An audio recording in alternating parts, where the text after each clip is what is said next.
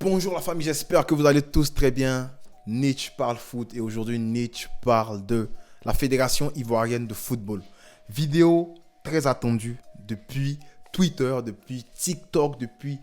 Voilà, plein de personnes cherchent la tête du président de la FIFA. Plein de personnes ont leur ras-le-bol par rapport à ce qui s'est passé lors de la CAN, avant la CAN, pendant la CAN et même après la CAN. Et aujourd'hui, moi aussi je viens rajouter ma pierre à l'édifice parce que la Fédération ivoirienne de football, c'est pour tous les Ivoiriens, c'est pour tout le monde. Du coup, on a notre mot à dire. Voilà. Et aujourd'hui, je vais vous dire que je ne suis ni pro Drogba, ni pro Idriss. Je suis pro Fédération ivoirienne de football. Je suis pro football ivoirien. On veut voir notre football ivoirien devenir meilleur. Oui, parce qu'on mérite d'être à un niveau comme le niveau du football marocain.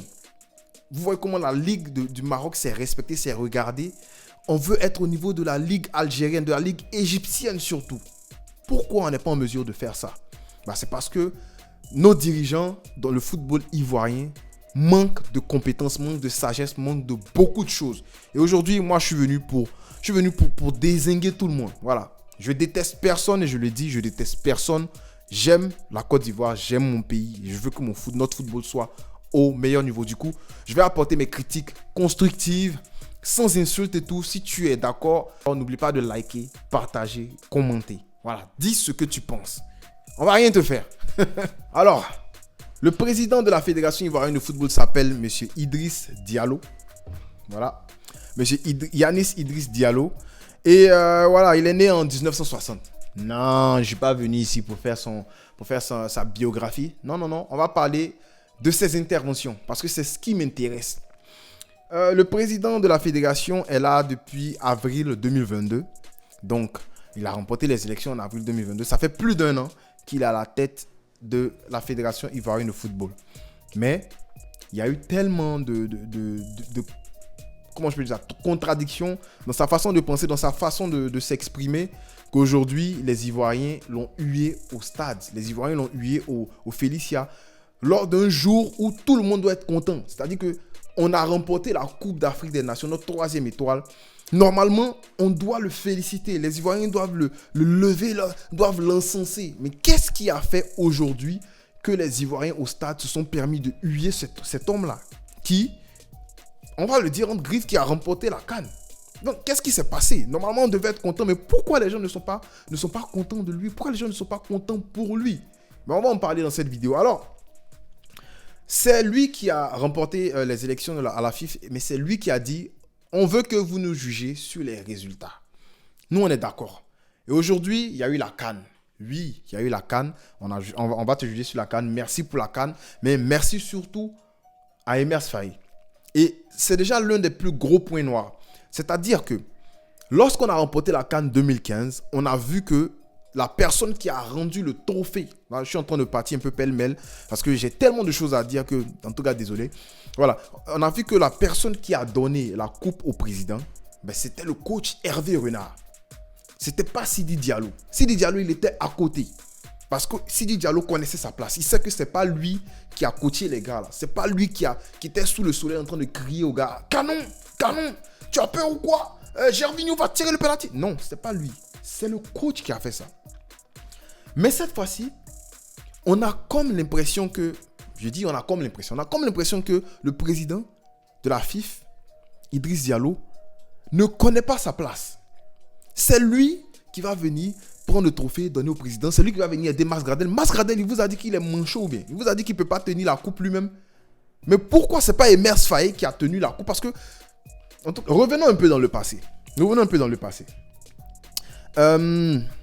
Pourquoi j'ai dit, on va parler de ça là, puis on va repartir. Non, franchement les gars, mettez les likes, parce que là franchement, cette vidéo là, ça me prend beaucoup d'énergie pour la faire, parce que les gars ont gâté mon cœur. Ivoirien, tu vas comprendre ce que je veux dire. On lui a posé la question quand il a été élu. Il a fait un appel à la candidature pour la position de coach. Parce qu'on sait que le coach de l'équipe nationale, c'est le plus grand rôle après le président. Pour moi, c'est le rôle le plus important après le président de la Fédération ivoirienne de football. Surtout lorsqu'il y a une CAN qui arrive. Parce que, en tant que équipe nationale de Côte d'Ivoire qui a le plus de participation avec l'Égypte à la CAN, tu te dois d'avoir plus que 2 CAN. Donc, tu sais que remporter la Coupe d'Afrique des Nations, c'est primordial. C'est primordial en 2024. Alors, le président fait un appel, il ouvre la position de coach et il y a des gens qui vont venir postuler. Et là, on lui pose la question. On dit, vous avez choisi M. Gassé. Pourquoi vous n'avez pas choisi Kolo Touré, qui lui, il a été adjoint de grand coach. Il connaît l'équipe, il a été capitaine emblématique de cette équipe-là. Du coup, il a quelque chose à apporter. Ça, c'est le premier point. Et lorsqu'on lui demande pourquoi il n'a pas pris Kolo, il dit que Kolo n'a pas postulé. Donc, il ne voit pas pourquoi aller appeler Kolo. Et lorsque je parle de contradiction, c'est la première contradiction.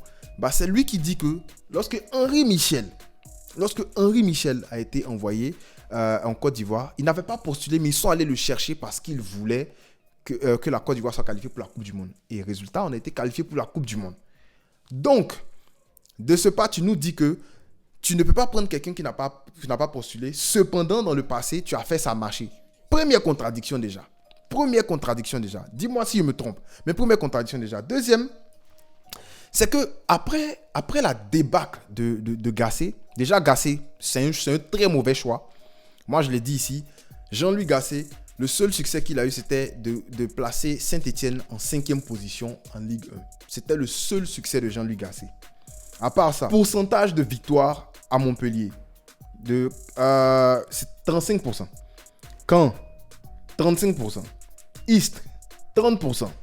À Montpellier encore, 31%. Saint-Étienne, 50%. C'est le seul succès, c'est-à-dire que 1,5 points par match. 50% de victoire. Bordeaux, 33%, relégation. Saint-Étienne aussi après relégation. Côte d'Ivoire, 61%. Mais bon, quand tu vois que la Côte d'Ivoire, c'est une grande équipe. Du coup, c'est une grande équipe du football africain. Du coup, c'est très normal. Donc, avant ça, là, tu vois que le gars, c'était échec sur échec. Meilleur résultat, c'est 5e. Et monsieur le président nous dit que selon les critères qu'eux, ils ont mis en œuvre, pour sélectionner un coach, Jean-Louis Gassé était beaucoup plus qualifié que tous les autres coachs. Je vais vous dire qu'entre les coachs qui ont déposé leur candidature, il y avait Antoine Camboiré. Tu le connais, Antoine Camboiré. Très connu en Ligue 1, Nantes, Lorient, tous ces gars-là. Toutes ces équipes-là, pardon. Il s'y connaît en football africain. Tu avais, comment il s'appelle déjà tu avais le coach Aïdara, qui a fait un très bon parcours avec les U23. Olympique Côte d'Ivoire aussi, qui n'a pas été sélectionné. Mais tu avais un nom. Quand il dit ça, même ça me fait bizarre. Tu avais un nom très important, frérot. Tu avais le coach Sébastien Desabres, le coach du Congo, de la République démocratique du Congo.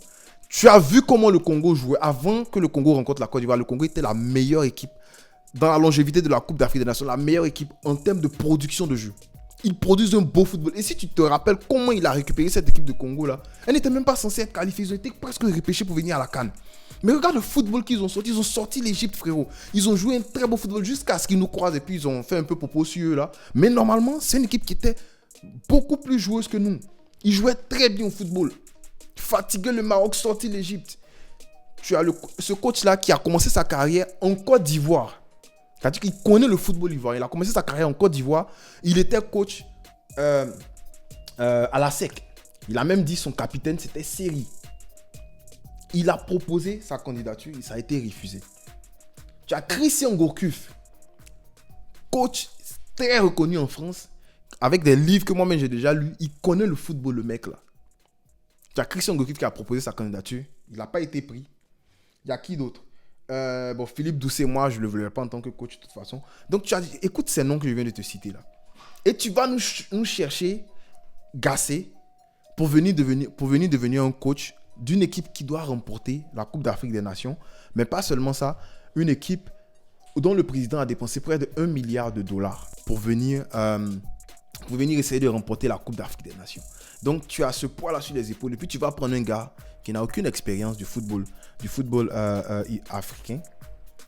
Comme quoi, ce qui m'étonne, c'est qu'il donne comme argument que le coach là, il avait comme meilleur ami en tant qu'il était footballeur, un joueur africain. Du coup, il connaît peut-être le football africain. Mais ça, c'est mentir aux gens. Ça, c'est être méchant déjà. Parce que c'est même pas un argument. Tu prends ça pour étayer ton argument qu'il est meilleur parce qu'il a un pote. Mais c'est quoi ça? C'est comme moi, je te dis, je suis pas.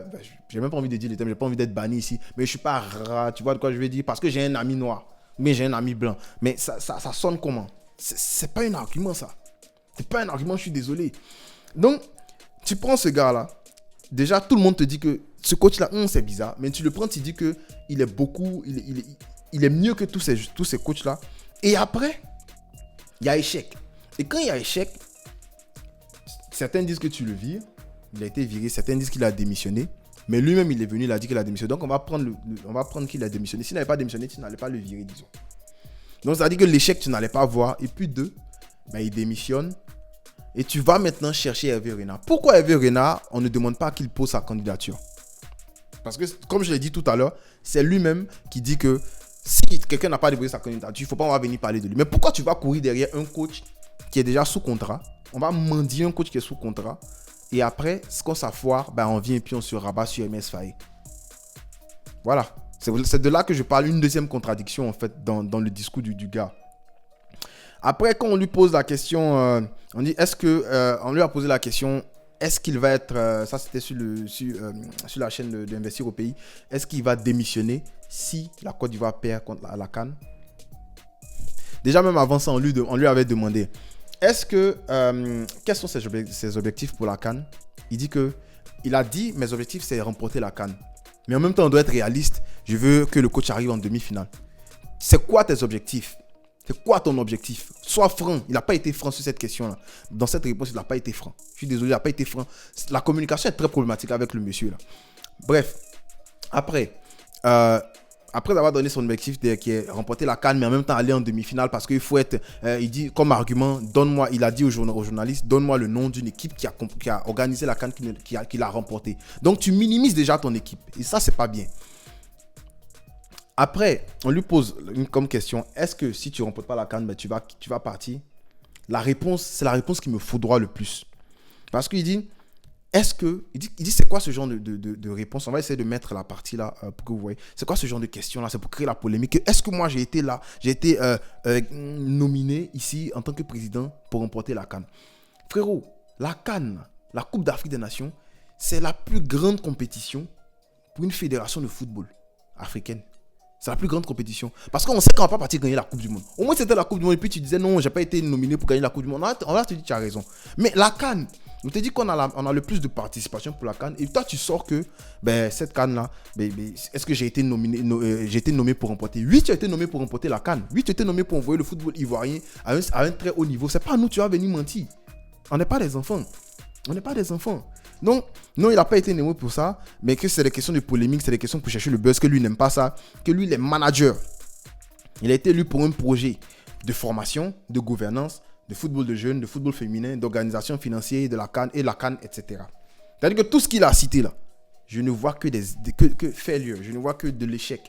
Le football féminin dont il parle, le football féminin, on a vu des footballeuses féminines qui sont sorties, qui disent que après une Coupe du Monde, et c'est elles qui ont témoigné. Donc, si vous pensez que je mens, c'est à lui, allez vous attaquer à elles. Après une Coupe du Monde, elles sont rentrées et on leur a donné 10 000 francs. Attends, c'est pas encore fini. Non, t'as pas capté. Après une Coupe du Monde, on leur donne 10 000 francs. Non, c'est pas fini. Elles n'ont qu'à partager ça entre elles. 2 ou bien 3 là. En fait, 10 000 francs, c'est presque 15 euros. Même pas. Non, 15 euros. Chut. Ah, il a cassé tout ici. Elles n'ont qu'à partager ça entre elles. Et puis, après les matchs, leur prime, c'est de 2000 francs CFA. Quoi, 3, 4, 5 euros? Dites-moi ça en commentaire. Donc, tu dis que tu es venu pour ça. Ça fait 1 an, 1 an et demi que tu es là. Comment ça se fait que les filles, là, après une Coupe du Monde, on leur donne ce montant-là? Comment ça se fait qu'elles ne sont pas en mesure de manger? Comment ça se fait que les joueurs de l'équipe, les joueurs de la Ligue 1 en Côte d'Ivoire ne sont même pas en mesure de... On a vu les conditions des gars, ne sont pas en mesure de louer des appartements et tout. Pourquoi? Qu'est-ce que tu fais depuis? Si c'est pour ça que tu es là, que ce n'est pas pour la CAN, qu'est-ce que tu fais depuis? Mais c'est ça qui me fait mal. J'ai mal à mon football ivoirien. C'est pour ça que je fais ce genre de vidéo. Du coup, si je me trompe et que ça tombe dans les mains de quelqu'un de la FIFA, qui vient nous expliquer ce qu'ils ont fait depuis. Là, on va comprendre et puis on va se taire. Parce que les stades qu'on a vus à la CAN, c'est pas vous qui avez fait ça. C'est le président Ado qui a donné l'argent pour qu'on fasse ça. Les stades qu'on a vus, les routes et tout, c'est pas vous qui avez fait ça. Vous n'avez rien fait en fait. On ne voit pas le travail. Les projets de car, tout ça qu'on est en train de voir là, c'est parce que Drogba a dévoilé son projet avant. Je suis pas pour Drogba, mais c'est parce que Drogba a dévoilé son projet avant. Sinon, si c'était tu là, peut-être ils n'allaient même pas avoir ce projet là. Donc voilà un autre problème aussi. Alors là, ce que le public a montré au stade, pour moi, c'est la réalité que les médias essayaient de cacher. C'est la réalité que, on parle des médias parce qu'il y a des médias quand même qui dévoilent, mais pendant ce jour-là, lors du live, pardon, il y a des gens le commentateur, il essayait de masquer un peu que, la Côte d'Ivoire, ils sont un peu fâchés avec lui, mais les Ivoiriens sont très l'ovationner. C'est juste après qu'on a entendu, on veut Drogba. Et Kalou a demandé à ce qu'on le soulève. Donc, vous ne pouvez pas cacher ça. Les gens ne sont pas contents de lui. C'est pour une raison. Moi, je pense que la raison, ce n'est pas parce que les Ivoiriens sont contre l'homme. On n'est pas contre lui. Lui, moi, je ne le connais pas directement. Mais il a dit, jugez-moi sur le résultat. Ben, on voit que le résultat, là, ça ne nous convient pas.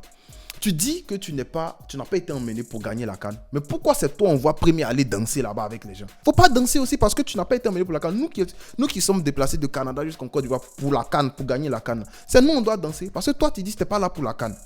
Donc, comme tu n'es pas là pour la CAN, ben, tu ne danses pas avec nous.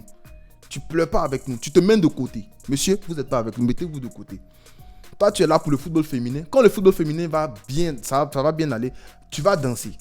Moi, je ne comprends pas ça parce que la plus grande compétition que ton équipe puisse jouer, toi, tu dis non, toi, tu n'es pas là pour ça. Moi, je pense que c'est un foutage de gueule. Désolé du terme. Alors, moi, j'ai rien contre la personne. Je ne le connais pas. Mais de ce que je vois, je sens beaucoup de mépris dans sa façon de parler. Limite, ça s'apparente à de l'arrogance. Parce que quand les journalistes te posent des questions, que tu les nargues, que la personne à côté de toi se met à rire, vous riez, on voit ce rire moqueur là. Que non, je vais t'apprendre moi. Comme tu ne connais pas moi, je vais t'apprendre. C'est comme ça on parle. C'est pour ça que les gens sont en train de te huer aujourd'hui. Parce que tu ne sais pas t'entourer de gens qui vont te dire, ah président, la façon dont tu parles là, c'est pas comme ça on parle. Quand tu es un manager, quand tu es un leader, tu te dois de rassembler les gens autour de toi. Tu te dois, et c'est ce que moi-même je reproche à Drogba. Pour vous dire que moi je suis pas un pro Drogba, c'est ce que je reproche à Drogba. Parce qu'il n'a pas su s'entourer avant la compétition. Pour moi, c'est une leçon pour lui. Quand il va revenir là, on sait que Drogba, dans le fond, il a de bonnes idées. Drogba, c'est le passeport de la Côte d'Ivoire. Moi, je sors, je vais en Jamaïque, je vais dans les pays là. Quand on dit Ivory Coast, on dit what's Ivory Coast. Mais quand il dit Drogba, tout le monde dit ah yeah, parce que Drogba, c'est le passeport de la Côte d'Ivoire. Donc, il faut juste qu'il sache s'entourer. Et je pense que le président là, peut-être c'est pas une mauvaise personne, je le connais pas. Mais il n'a pas su s'entourer. Les gens ne peuvent pas lui dire la vérité. Est-ce que c'est parce que les gens la mangent dans sa poche? Je ne sais pas. Encore, je pose des questions. Je ne suis pas en train de dire, mais d'affirmer quoi que ce soit. Est-ce que c'est à cause de ça? Mais il parle mal aux journalistes, vous rigolez. Vous rigolez autour de lui. Il n'y a personne pour lui. Mais c'est pour ça qu'aujourd'hui, on le hue. Et puis vous voulez que non, on n'a qu'à cacher ça. Non, on ne va pas cacher ça. Donc moi, je pense que, voilà, il y a beaucoup de mépris dans sa façon de parler, qui s'apparente à l'arrogance, pardon. Et même sa façon de... La communication autour de lui, c'est très mal fait. C'est très, très mal fait. La vidéo comment il s'appelle, de Investir au pays qui est sortie après que la Côte d'Ivoire perde 4-0. Moi, si j'étais lui, tu dois avoir des chargés de presse. Ils vont venir dire, hey, la vidéo là, c'est pas le bon moment. Est-ce que vous pouvez la retirer, s'il vous plaît? Parce que ça foudroie les Ivoiriens. Et sa façon de venir, de s'accaparer du trophée que Emers Faye a lutté pour ça là. Voilà. Le simple fait qu'il ne comptait même pas sur Emers Faye. Il comptait sur Hervé Renard. Hervé Renard et Emers Faye est venu la gagner. Contre toutes les odds, comme on le dit, against all odds, comme les Américains le disent, il est venu la gagner. Ça aussi, voilà, c'est méchant. C'est méchant, oui, parce que tu ne fais pas confiance au gars, mais au moins, cache ce que tu es en train de faire là. Allez demander pardon à la Fédération française pour venir prendre la place de coach. Et après, quand tu vois que ça ne marche pas, tu te rabats sur le deuxième coach. Voilà. Moi, je pense que c'est un échec total. C'est de l'échec. Alors, s'il veut partir, je pense, franchement, on se dit la vérité de vous à moi, il ne va pas bouger. Voilà, il ne va pas bouger. Mais on va continuer à faire les vidéos. Moi, si je vois le football ivoirien qui va mal, je vais continuer à faire les vidéos, c'est sûr. Si ça peut aider, ça va aider. Mais je suis certain qu'il ne va pas bouger. Mais même s'il ne bouge pas là, au moins, ta communication là, VP, il faut changer. Ton arrogance là, il faut diminuer. Oui, parce que les Ivoiriens ne te doivent rien. C'est toi qui dois aux Ivoiriens. L'argent qui est aujourd'hui utilisé comme salaire au mec là, c'est parce que les Ivoiriens payent leurs impôts. C'est parce que les Ivoiriens payent tel. C'est le contribuable qui fait que toi tu manges aujourd'hui. Voilà. Donc, l'arrogance envers les Ivoiriens, il faut diminuer ça. Parce que si le peuple ne te veut pas, là, tu as fait tout ce que tu veux. Les gens ne vont pas venir regarder la Ligue 1. Les gens ne vont pas venir regarder la Ligue 1. Et Gasset, on lui avait demandé même une fois, est-ce qu'il y a un Ivoirien dans la Ligue 1 ivoirienne qui peut jouer avec les éléphants? Il a dit que non, il ne pense pas. Une manière de dire que dans la Ligue 1 en Côte d'Ivoire, là, il n'y a personne qui a le niveau de l'équipe nationale. Quand tu entends ça, il faut recadrer ton gars. Ça ne se fait pas, ça ne se dit pas parce que tu es venu relever le football ivoirien. Le coach que tu as envoyé ne connaît même pas le football ivoirien. Il y avait plein de coachs qui connaissaient le football ivoirien. Bah, tu ne les as pas pris. Aujourd'hui, Gasset a merdé. Donc c'est un échec pour moi. Pour moi, il a dit qu'on va le juger sur les résultats. Pour moi, son résultat, là, les résultats, après 1 an et demi de mandat, c'est nul. C'est nul. La CAN qu'il gagne même là, quelqu'un qui n'y croyait pas, on a écouté le discours de Max Alain Gradel. Le gars, il croyait même pas en la CAN. Et c'est Max Alain Gradel veut nous mentir. Bon, pas veut nous mentir, mais il veut nous dire que lorsqu'on était presque éliminé, c'est Idriss Diallo qui avait dit il faut croire en la lueur d'espoir. On n'est pas né hier, les gars. Le discours que Max Gradel a lu là, on sait qui a écrit ça. On n'est pas né de la dernière pluie. Donc voilà, respectez-nous. Mais voilà, moi je pense qu'il va pas, comme je l'ai dit, je pense pas qu'il va démissionner, il va rester accroché là. Mais au moins, il faut faire les bonnes choses. Il faut comprendre maintenant de cette vidéo pourquoi les Ivoiriens sont fâchés contre toi. Pourquoi les Ivoiriens ne veulent pas ta tête, ils réclament trop bas. Il faut être humble. Quand tu réponds aux questions, répondez aux questions de façon humble. Voilà. Moi, c'est ce que j'avais à dire. Je suis certain que j'ai oublié beaucoup de choses. Parce que voilà, cette vidéo-là, je suis en train de la préparer depuis belle lurette. Mais j'attendais que la CAN finisse. Donc voilà, mets en commentaire si j'ai oublié certaines affaires. Si tu n'es pas d'accord avec moi, si tu es un pro Idriss, bah viens, tu m'expliques en commentaire. Je serai content de lire ton commentaire. On n'oublie pas de liker, de partager. Et puis voilà. On ne cessera même de le dire, frérot. Vive les éléphants. Allez les éléphants. En avant pour la 4e étoile. Peace.